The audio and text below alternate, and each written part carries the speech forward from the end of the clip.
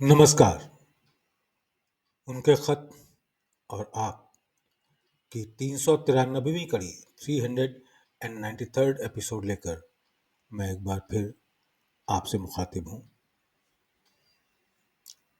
आज के खत की तारीख 14 नवंबर साल 1949, नवंबर 14th 1949।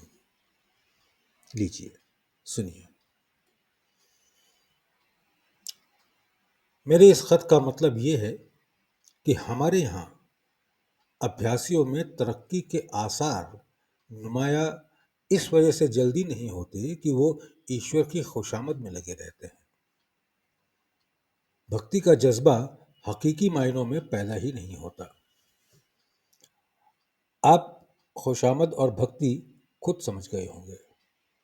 खुशामद में गरज छिपी हुई होती है और भौंडी गरज।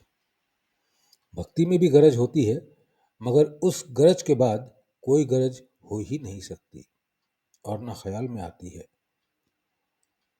जब हम किसी गरज से किसी की खुशामद करते हैं तो उसकी पूरी हो जाने पर निस्बतन या मुरादिफ समानार्थक कोई दूसरी गरज जरूर पैदा हो जाती है। अगर उस वक्त पैदा नहीं होती तो कुछ वक्त के बाद। और भक्ति में वो गरज होती है जिसके बाद कोई गरज ही बाकी नहीं रह जाती। अगर आप निगाहे गौर से देखें तो इस हकीकी भक्ति की, जिसको कि मैंने गरज कहा है, ये वाकई गरज नहीं है, बल्कि ये तो अपने घर की याद है जो सफर करते करते बहुत दिनों में आ ही जाती है। बुलबुल को अपना खोया हुआ आशियाना जरूर याद आता है, आज आता है। ख्वाह वो कितने ही अपने ख्याल को गुल में व्यस्त रखे। हम अगर अपने घर का ख्याल न रखें और माबूद हकीकी यानी ईश्वर की याद में रहें तो ये लाजिम नहीं कि हम अपने असल ठिकाने पर पहुंचने की याद से गाफिल हो जाएं, बेखबर हो जाएं। ये असल ठिकाना और कुछ नहीं बल्कि ये वो ठिकाना है जिसके बाद ठिकाना ही नहीं रहता, जिसके बाद गरज ही नहीं रहती। इस गरज को गरज कहना दर हकीकत गलती है। ईश्वर की याद बेगरजाना तरीके में करना कहा गया है और ये ठीक ही है, इसलिए कि उसकी गरज सिवाय ईश्वर के और कुछ नहीं रहती। अब आप इसको कुछ कह लें, ख्वाह घर की याद, ख्वाह उसको ठिकाना समझ लें, ख्वाह ईश्वर प्राप्ति कह लें, कोई फर्क नहीं पड़ता। खुशामद में लगाव नहीं होता। इधर खुशामद के अल्फाज खत्म हुए और आप उससे अलग, फिर कुछ मतलब नहीं। यही लगाव जनाब मन कांस्टेंट रिमेम्बरेंस है और इसी को भक्ति कह सकते हैं। जब तक अभ्यासी में ये बात न पैदा हो जाए उसकी हकीकत सिवाय भाड़े के टट्टू के और कुछ नहीं है। ये मैं फिर से पढ़ रहा हूँ। खुशामद में लगाव नहीं होता।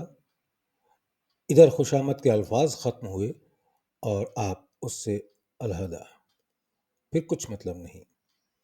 यही लगाव जनाब मन कांस्टेंट रिमेम्बरेंस है और इसी को भक्ति कह सकते हैं।